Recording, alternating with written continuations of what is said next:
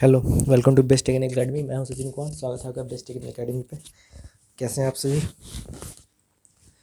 Okay, तो हम लोग देख रहे थे यूनिट टू में हम लोगों ने काफ़ी आगे तक डिस्कस कर लिया है। तो आज हमने डिस्कस करने वाले हैं आपका हो जाएगा ओवन डाइंग मेथड से कैसे आप वाटर कंटेंट निकाल सकते हो, या फिर अगर यूनिट वेट निकालना होगा आपको कोर कटर मेथड से तो कैसे निकाल सकते हो, या फिर सैंड रिप्लेसमेंट मेथड से आप कैसे निकाल सकते हो यूनिट वेट। ये दो तीन चीज़ आज हम लोग सीखेंगे आज के लेक्चर में। ठीक है, तो ये बहुत इंपॉर्टेंट है। आपके सिलेबस में पार्टिकुलरली डिफाइन कर चुका है कि आपको बता रहा है कि जो वाटर कंटेंट निकालना है बस डाइंग मेथड से ही निकालना है, ओवन डाइंग मेथड से ही निकालना है। होने को और भी मेथड से इसको निकाल सकते थे, जैसे कि आपका अल्कोहल मेथड हो गया, कार्बाइड मेथड हो गया, और बहुत सारे मेथड है। सैंड बाथ मेथड तो शायद नहीं है आप लोग को। यूनिट वेट निकालने के लिए सैंड बाथ मेथड का यूज़ करना है। ठीक है, रेडिएशन मेथड से हो गया, पिक्नोमीटर मेथड से भी निकाल सकते हैं हम लोग, इंफ्रारेड टॉर्शनल बैलेंस मेथड से भी निकाल सकते हैं। ठीक है, कोई बात नहीं। सिर्फ कौन मेथड सिर्फ आपको इससे निकालना है, ओवन डाइंग मेथड से निकालना है, तो इसको बस ओवन डाइंग मेथड से ही हम लोग समझते हैं कि कैसे इसको निकाल सकते हैं। तो कुछ नहीं, ओवन डाइंग करने का मतलब क्या होता है कि ओवन ड्राई करने का मतलब लेबोरेटरी में एक ओवन ड्राई होता है, जिससे क्या कर सकते हैं हम लोग उसको गर्म कर सकते हैं। गर्म करके क्या कर सकते हैं, पानी जो होता है उसमें से क्या कर सकते हैं हम लोग निकाल सकते हैं। तो बस एक हीटिंग एलिमेंट है ओवन डाइंग, और कुछ नहीं है। चलिए, तो बात करते हैं determination of water content by oven drying method की। It is the most accurate method use in laboratory. तो क्या है, ये कुछ कुछ पॉइंट जो है अंडरलाइन कर रहे हैं वो सारा इंपॉर्टेंट है, इसको याद रखना है। It is the most accurate method, ये क्या है, बहुत ही एक्यूरेट डेटा देता है use in laboratory. In this method most soil sample is placed in empty container. तो करना क्या होता है इसको हम समझेंगे, फिलहाल अभी डिफिनेशन देख लेते हैं, उसके बाद देखते हैं कैसे करते हैं। In this method the most soil sample, क्या करते हैं, जो मोस्ट सॉइल सैंपल होता है, कहने का मतलब जो मिट्टी हम लोग ला रहे हैं फील्ड से कहीं से भी ला रहे हैं, उसमें नमी भी होगा, हवा भी होगा। ठीक है, is placed in empty container. सबसे पहले क्या करते हैं, खाली बर्तन रहते हैं, उस मिट्टी को उसमें डाल देते हैं। ऑफ नॉन वेट W1, जिसका जो कंटेनर हम लोग ले रहे हैं उसका वेट क्या होता है W1, हम लोग मान के चलते हैं जब मिट्टी उसमें नहीं डालते हैं। उसके बाद क्या करते हैं, उसमें मिट्टी को हम डाल देते हैं। Container with most soil sample is placed in a temperature control oven dying. अब क्या करते हैं, मिट्टी को उसमें डालने के बाद क्या करते हैं, उसको हीट करते हैं। ओवन डाइंग पे क्या करेंगे, हीट करेंगे। फॉर इनऑर्गेनिक सॉइल, अगर इनऑर्गेनिक सॉइल है तो 110 डिग्री सेल्सियस तक गर्म करना है, मतलब उससे ज़्यादा तो नहीं होना चाहिए। फॉर सुफिशियंट ड्यूरेशन, यानी कि सुफिशियंट ड्यूरेशन करने का मतलब कि अगर सैंड होगा तो उस केस में 4 घंटा तक गर्म करना है। अगर सिल्ट एंड क्ले होगा तो उस केस में 12 से 16 आवर तक गर्म करना है। याद रहेगा। सबसे पहले क्या करना है, कंटेनर लेना है, उसका जो वेट होगा उसको W1 से हमको डिनोट कर लेना है। ठीक है, निकालना क्या है, वेट निकालना है हमको, किसका निकालना क्या है हमको, वाटर कंटेंट निकालना है। वाटर कंटेंट कहने का मतलब weight of water upon weight of solid, यानी कि हमको वेट ऑफ वाटर निकालना है और वेट ऑफ सॉलिड निकालना है, तब हम जाके क्या कर सकते हैं, वाटर कंटेंट हम लोग निकाल सकते हैं। तो वाटर कंटेंट और water solid weight of solid निकालने का काम है।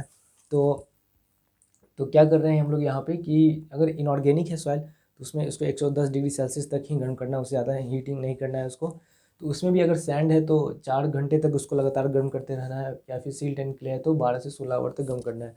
तो ऐसा क्यों कर रहे हैं कि सैंड को आप 4 घंटे तक ही गर्म कर रहे हो, सिल्ट एंड क्ले को 12 से 16 आवर तक गर्म कर रहे हो। तो ऐसा इसलिए है कि क्या होगा कि सैंड में जो पार्टिकल्स होंगे बड़े बड़े होंगे, वाइट्स बड़े बड़े होंगे, तो उसमें से क्या होगा, आसानी से वेपराइज होकर निकल जाएगा। लेकिन इस केस में क्या होगा, वाइट तो ज़्यादा है, वाइट काफ़ी ज़्यादा होता है सैंड के कंपेरिजन में। इसमें वाइट ज़्यादा होंगे लेकिन काफ़ी छोटे छोटे होंगे, तो उससे निकलने में टाइम लगता है, तो इसलिए इसको लंबे समय तक हम लोग हीट करते हैं। However generally for all type of soils drying is continue for 24 hours. क्या बोल रहा है, for generally all type of soil drying is continue 24 hours in order to ensure the removal of complete moisture. तो 4 our तक और 12 से 16 our तक में काम हो जाता है, लेकिन हम लोग 24 आवर तक करते रहते हैं, ताकि एकदम पक्का कर लेते हैं कि उसमें एक थोड़ा सा भी पानी नहीं बचा है। ठीक है, एक बूंद भी पानी नहीं बचा है। पूरा इंश्योर करने के लिए हम लोग क्या करते हैं, 24 घंटे तक दिन और रात उसको गर्म कर लेते हैं।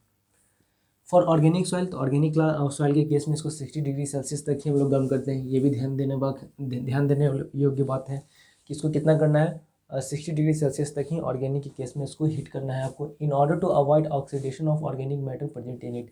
तो तो अगर दिक्कत क्या आता है, ऑर्गेनिक मैटर जो होता है उसमें क्या होता है, ऑक्सीडेशन हो जाता है। अगर ज़्यादा हीट करेंगे तो क्या होगा, उसका ऑक्सीडेशन हो जाता है, इसलिए उसमें क्या करना पड़ता है, ऑक्सीडेशन का भी हमको ध्यान रखना पड़ता है। तो उसको 60 डिग्री सेल्सियस तक ही हमको उसको गर्म करना होता है। For soil having gypsum, gypsum क्या होता है, CaSO4 इंटू 2H2O। तो अगर सॉइल में अगर जिप्सम प्रेजेंट है, जिप्सम प्रेजेंट है, तो उस केस में क्या करना पड़ेगा, इसको 80 डिग्री सेल्सियस तक ही हम गर्म करते हैं। In order to avoid the loss of water of crystallisation which is in molecular form with calcium sulphate. तो 80 डिग्री सेल्सियस तक ही गर्म करते हैं। ऐसा इसलिए करते हैं ताकि इसमें जो loss of water of crystallisation, कहने का मतलब कि अगर 80 डिग्री सेल्सियस से ज़्यादा गर्म करना, तो ये जो क्रिस्टलाइजेशन में जो वाटर है वो क्या होता है, निकलना स्टार्ट कर जाता है। तो उससे बचाने के लिए क्या करना पड़ता है, यहाँ पे क्या था, ऑक्सीडेशन होना स्टार्ट हो रहा था, तो उससे बचाने के लिए 60 डिग्री सेल्सियस पे गर्म कर रहे थे। इसमें क्या होता है, इसमें क्रिस्टलाइज जो वाटर है वो निकलना स्टार्ट कर देता है, जिससे उसको रोकने के लिए 80 डिग्री सेल्सियस तक हम गर्म कर रहे थे। Which in molecular form with calcium sulphate. In no case temperature is increase beyond 110 degree Celsius. तो 110 डिग्री सेल्सियस से तो ज़्यादा किसी भी केस में होना नहीं चाहिए, चाहे कुछ भी हो जाए। As it may result in disturbation of soil solids. तो क्या कर देता है, जो सॉइल जो सॉलिड होगा, सॉइल का जो सॉलिड होगा उसको क्या करता है, डिस्टर्ब करना स्टार्ट कर देता है। Leading to the loss of saturated water, leading to the loss of leading to the loss of structural water, structural water होगा, स्ट्रक्चरल वाटर होगा।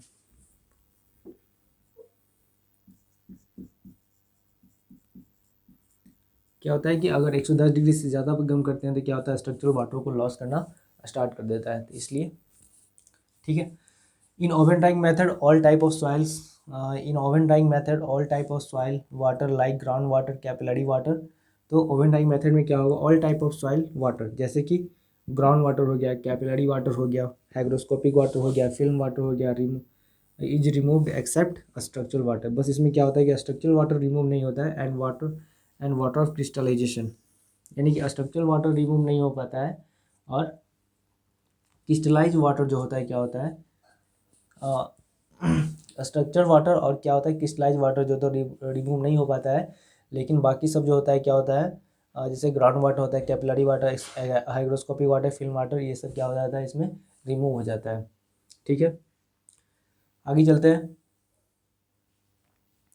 ठीक है, तो इसको याद रखना है कि इसमें क्या होता है, स्ट्रक्चरल वाटर को रिमूव होने से बचाने के लिए हम लोग क्या करते हैं, 110 डिग्री सेल्सियस से ज़्यादा नहीं करते हैं। और दूसरा में है, इसमें क्या था कि ऑर्गेनिक ये ऑक्सीडेशन हो जा रहा था, तो इसकी वजह से इसको नहीं गर्म कर रहे थे। इसमें क्या था कि वाटर जो क्रिस्टलाइजेशन हो जा रहा था, तो उससे बचाने के लिए इसको 80 डिग्री सेल्सियस तक ही गर्म कर रहे थे। और इसमें क्या हो गया, स्ट्रक्चरल वाटर को हटने से बचाने के लिए इसको हम क्या कर रहे थे, इसको 110 डिग्री सेल्सियस से ज़्यादा गर्म नहीं करते हैं, याद रहेगा। तो 110 से क्यों नहीं ज़्यादा करते हैं, तो स्ट्रक्चरल वाटर को रिमूव होने से बचाने के लिए 80 डिग्री सेल्सियस से क्यों ज़्यादा नहीं करते हैं, ताकि क्रिस्टलाइज जो वाटर है उससे बचाने के लिए। और 65 डिग्री सेल्सियस से ज़्यादा गर्म क्यों नहीं करते हैं, ताकि ऑर्गेनिक जो मैटर है उसका ऑक्सीडेशन ना हो जाए, उससे बचाने के लिए हम करते हैं। ओके, यहाँ तक क्लियर हो गया होगा। अब ये जो डेरिवेशन हम लोग देखते हैं कैसे इसका कर रहे थे हम लोग, इसको समझ लेते हैं। तो निकालना क्या है, वाटर कंटेंट निकालना है, W निकालना है। तो क्या लिखते हैं, weight of water upon weight of solid, इसी को हमको क्या करना है, निकालना है। तो सबसे पहले क्या किए थे हम लोग, एक कंटेनर लिए थे जिसका वेट हम लोग मान के चले W1।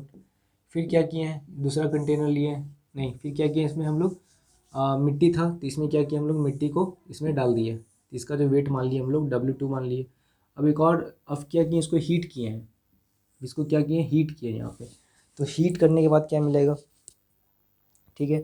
अब क्या किया है, इसका पे हीट किए हैं, oven drawing 30 degree Celsius for 24 hours. काफ़ी छोटा हो गया।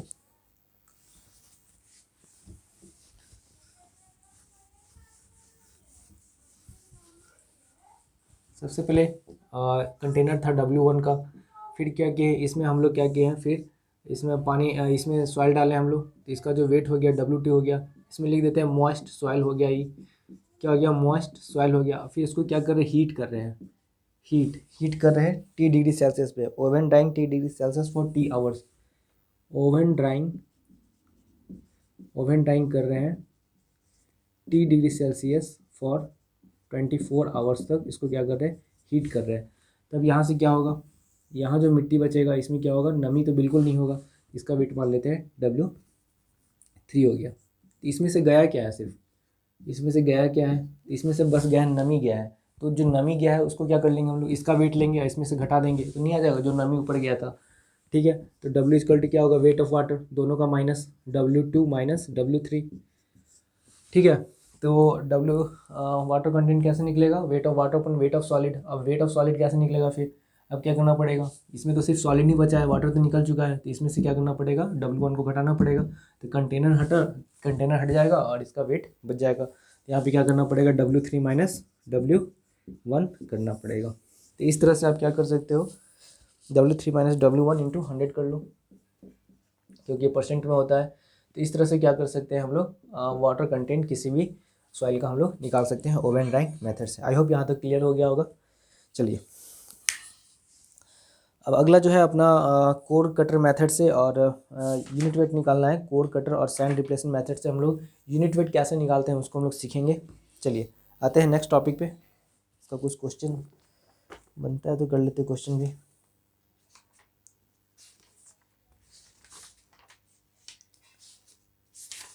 क्वेश्चन ऐसे आसानी बनता है, इसका कुछ है नहीं।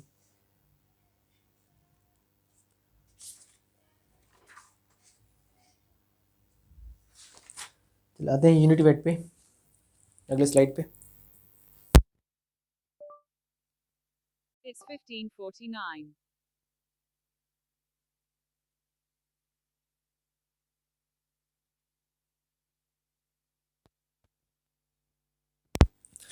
ओके, तो देखते हैं यूनिट वेट ऑफ सॉइल जो हम लोग निकालते हैं। अभी तक हम लोग देख लिए मॉइस्चर कंटेंट कैसे निकालते हैं उसको हम लोग देख लिए। अब देखते हैं कि unit weight of the soil है उसको कैसे निकालते हैं हम लोग, कोर कटर मेथड से और सैंड रिप्लेसमेंट मेथड से कैसे निकालते हैं उसको समझते हैं। तो करते क्या है, it is a field method. सबसे पहले कि कैसा मेथड है, तो ये एक फील्ड मेथड है, इसको ध्यान देना है कि फील्ड पे ही जाके काम होगा। Core cutter is a cylindrical vessel. कैसा है, तो एक सिलेंड्रिकल वैसल देखने को आपको मिल रहा है यहाँ पे, सिलेंड्रिकल वैसल है, cylindrical vessel open from top and bottom. तो ऊपर से भी खुला है, यहाँ पे भी खुला है और नीचे से भी क्या है, खुला है, top and bottom with sharp edges having. Volume जो होगा इसका कितना होगा, 1000 सीसी का होगा, डाय 10 सेंटीमीटर हाइट, 12.5 से 13 सेंटीमीटर का हाइट होगा। ठीक है, तो इसका जो एजेज होगा शार्प होगा ताकि क्या हो, ज़मीन में ये धंस सके। Okay, ground surface is levelled and core cutter is driven into the soil with the help of hammer. तो क्या करते हैं, ये जो ग्राउंड लेवल होता है इसको, ग्राउंड जो सरफेस होता है इसको लेवल कर लेते हैं और क्या करते हैं, हैमर की हेल्प से इसको क्या करते हैं हम लोग, नीचे इसको धंसाते हैं। Over the core cutter usually a Dolly of 2.5 centimetre. यहाँ पे एक डॉली रहता है, प्लेट है, उसको क्या बोलते हैं, 2.5 सेंटीमीटर का होता है, उसको हम लोग क्या करते हैं, इसमें धंसाते हैं जमीन में। Height is placed on which hammer blows are given. तो इससे फ़ायदा क्या होता है कि जो डॉली ऊपर से लगा होता है तो क्या करता है कि जो लोड जो हैमर से लगता है उसको क्या करता है, सारे एरिया में यूनिफॉर्मली डिस्ट्रीब्यूट करता है। Core cutter and dolly are driven until dolly penetrates 1.5 centimetre. तो क्या होता है, 2.5 सेंटीमीटर का तो खुद है, तो क्या करता है कि नीचे जो होगा ग्राउंड के नीचे 2.5 सेंटीमीटर नहीं 1.5 सेंटीमीटर क्या होना चाहिए, 1.5 सेंटीमीटर कम से कम धंसना चाहिए। 1.5 सेंटीमीटर तक इसको क्या करते हैं, धंसाते हैं ज़मीन के अंदर। Below the ground level core cutter with soil is taken out and top and bottom surfaces are level. तो फिर क्या करते हैं इसको, core cutter with soil is taken out and top and bottom surfaces are level out. उसके बाद करते क्या है कि यहाँ से हम लोग पूरा सिस्टम को उठा के बाहर निकालते हैं, जो भी मिट्टी अंदर फंसा है उसको क्या करते हैं, बाहर निकालते हैं और क्या करते हैं, वो जो ऊबड़ खाबड़ होता है, जो प्लेन होता है उसको क्या कर लेते हैं, यहाँ से निकाले मिट्टी हम लोग निकाले, इस यहाँ वाला सर्फेस को प्लेन कर लिए, ऊपर वाले सर्फेस को क्या कर लेंगे, प्लेन कर लेंगे, उसको बराबर कर लेंगे, तभी तो 1000 सीसी वॉल्यूम आएगा। नहीं तो ऊबड़ खाबड़ होगा तो ज़्यादा भी हो सकता है, कम भी हो सकता है, तो उसको प्लेन कर लेंगे हम लोग। Taken out and top and bottom surfaces are क्या कर लेंगे, उसको लेवल कर लेंगे। W1 क्या है, weight of empty core cutter है, weight of core cutter filled with soil. तो W1 क्या है, तो ये सिंपल जो सिलेंड्रिकल शेप में आपका दिख रहा है, जो बर्तन दिख रहा है इसका वेट W1 है। अगर बात करते हैं W2 क्या है, तो ये बर्तन के साथ सॉइल प्लस कोर कटर, यानी कोर कटर के साथ आपका क्या हो जाएगा, सॉइल भी आ जाएगा। तो इस तरह का वेट को हम लोग बोलेंगे W2 वेट बोलेंगे। ओके, तो समझ में आ गया होगा। तो वेट ऑफ सॉइल क्या होगा, तो इसमें से W2 में से क्या करना, कंटेनर का वेट हटा देंगे तो सॉइल का वेट आ जाएगा। तो volume of soil equal to volume of core cutter into π/4 d²H। तो कितना हो जाएगा, 1000 सीसी हो जाएगा। तो इसका कितना होता है, 1000 सीसी होता है। इसका जो वॉल्यूम होता है कोर कटर का 1000 सीसी होता है, मेरे को पता है। तो यूनिट वेट ऑफ सॉइल निकालना है, तो यूनिट वेट क्या होता है, तो वेट पर यूनिट वॉल्यूम होता है। तो वेट हम इसको तो निकाल ही सकते हैं, तौल सकते हैं इसको, या फिर क्या कर सकते हैं, तौल सकते हैं इसको। W2 हमको पता है, इसका पता है, तो इसमें से क्या कर देंगे, घटा देंगे, तो यहाँ से इसका वेट आ जाएगा। वॉल्यूम हमको पता ही है, या तो ऐसे निकाल लेंगे, नहीं तो 1000 सीसी भी पता है, तो उससे भी हम लोग क्या कर सकते हैं, कर सकते हैं। ठीक है, चलिए। तो ये इस तरह का प्रोसेस है, इस तरह से हम लोग क्या करते हैं, इसका हम लोग यूनिट वेट हम लोग निकाल लेते हैं। अब समझते हैं क्या, अब समझते हैं एक नोट जैसा पॉइंट है, एक नोट है, क्या लिखता है, this method is not suitable for cohesion less soil. क्यों कोहेशन लेस के लिए क्यों नहीं कर सकते हैं, तो कोहेशन लेस करने का मतलब क्या है कि मिट्टी में क्या है, कोहेशन नहीं है, यानी कि एक दूसरे को बांधने का क्षमता नहीं है। तो क्या होगा, जब ये मान लीजिए सैंड है, बालू है, तो इसमें अगर डालेंगे फिर निकालेंगे तो बालू आएगा नहीं, सारा का सारा नीचे चला जाएगा। तो इसलिए इसको ग्रेवल या फिर सैंड में इसका यूज नहीं किया जा सकता है। And also not for dry clays and silt, तो जो ड्राई सूखा हुआ सिल्ट है उसमें भी नहीं कर सकते हैं। क्यों, उस केस में क्या होगा, अगर सैंड है तो क्या होगा कि धंसाएंगे तो धंस जाएगा, लेकिन निकालेंगे तो नहीं निकलेगा।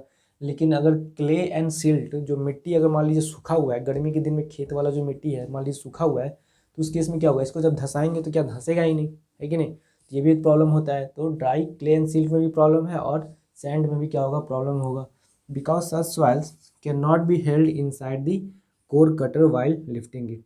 तो इसलिए कोहेशन लेस का इस्तेमाल नहीं करते हैं, ताकि क्या होता है कि जब इसको उठा के निकालते हैं तो उसमें जो सॉइल्स होता है उसमें आ नहीं पाता है। ठीक है, तो एक छोटा सा नोट था। अब इसके बाद देखते हैं हम लोग कि सैंड रिप्लेसमेंट मेथड में कैसे हम उसका यूज करते हैं, उसको समझते हैं। It's 1609.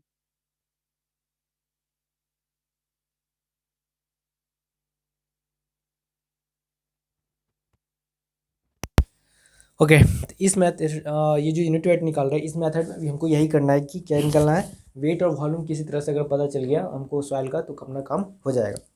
ठीक है, अपना काम हो जाएगा। तो यूनिट वेट ऑफ सॉइल निकाल रहे हैं, इसमें सैंड रिप्लेसमेंट मेथड देख रहे हैं। सबसे पहले सैंड रिप्लेसमेंट मेथड की अगर बात करते हैं, तो this method is use in case of hard and Gravely soil.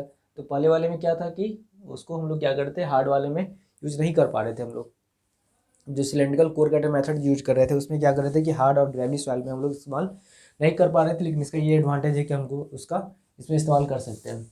Where core cutter method can not be use, जहाँ पे कोर कटर मेथड का यूज नहीं हो पा रहा है, वहाँ पे हम इसका सैंड रिप्लेसमेंट मेथड का इस्तेमाल हम लोग कर सकते हैं। In this method a small pit और hole is made in the ground. इसमें करते क्या है कि सबसे पहले हम एक ग्राउंड में होल कर लेते हैं, वहाँ से मिट्टी निकाल लेते हैं। पिट और hole is made in the ground, the excavated soil is collected in tray. जो मिट्टी निकाले हैं उसको हम लोग एक जगह इकट्ठा कर लेंगे, collected in the tray, and weighted, उसको हम लोग क्या कर लेंगे, वेट कर लेंगे, और मान के चलते हैं कि उसका कोई वेट आया होगा W। नाउ द पीट इज फिल्ड विथ सैंड। अभी जो पीट जो खाली बच गया, इसमें क्या करेंगे हम लोग, सैंड इसमें डालेंगे, which is measured through calibrated cylinder. Volume of soil V equal to volume of sand required to fill the pit completely. तो जो हम मिट्टी निकाले हैं उसका तो वेट हमको पता था, उसका तो माप लिए हम लोग, वेट मान लिए, लेकिन इसका वॉल्यूम हमको पता नहीं था। तो वॉल्यूम क्या किए हम लोग, इसमें सैंड भरा रहता है, तो सैंड की हेल्प से इसको क्या करते हैं, फिल करते हैं। यहाँ तक हम लोग क्या कर लिए, लेवल कर लिए, फिल कर लिए। तो जितना सैंड यहाँ से इसमें गया है इसको हम लोग मेजर कर लेते हैं, इसका वॉल्यूम हम लोग मेजर कर लेते हैं, और इस तरह से हमको क्या मिलता है, ये जो स्पेस था इसका हमको वॉल्यूम मिल जाता है। in situ unit weight in situ unit weight is obtained by dividing weight of excavated soil with the volume of soil। In situ क्या होता है, इन situ कहने का मतलब कहीं पे आप काम कर रहे हो, जहाँ पे ये फील्ड पे काम कर रहे हो, इसलिए इसका वहाँ इसका जो यूज हो रहा है इन situ का इस्तेमाल होता है।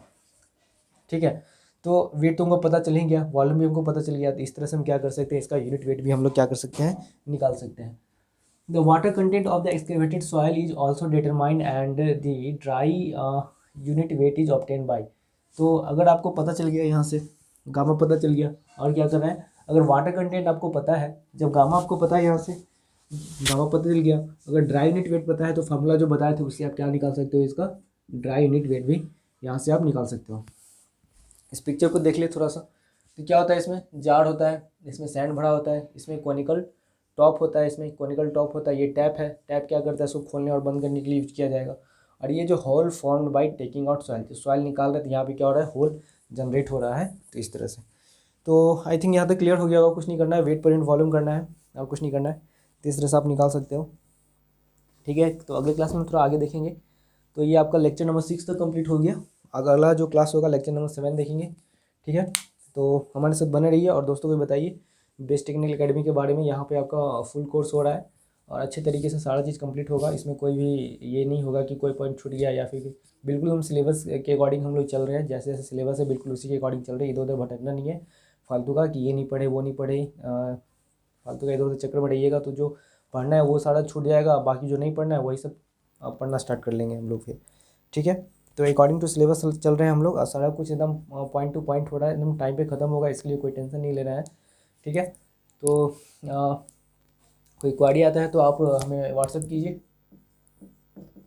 चैट बॉक्स में मैसेज कर सकते हैं ऐप पे, या फिर ये मेरा पर्सनल नंबर है 9534430265। इस पर भी आप मैसेज कुछ करना हो तो कर सकते हैं। मेरा टेलीग्राम चैनल भी है, सिविलियन सचिन सर करके है, उसमें सरस्वती जी का फ़ोटो लगा हुआ है, तो आप सर्च कीजिएगा तो मिल जाएगा। सिविलियन और ब्रैकेट में करके सचिन सर करके लिखा हुआ है, सिविलियन ब्रैकेट में सचिन सर, इस तरह से करिएगा तो आ जाएगा। ओके चलिए, तो मिलते हैं अगले क्लास में। तब तक के लिए best of luck, thank you और बने रहिए हमारे साथ। जय हिंद, जय भारत।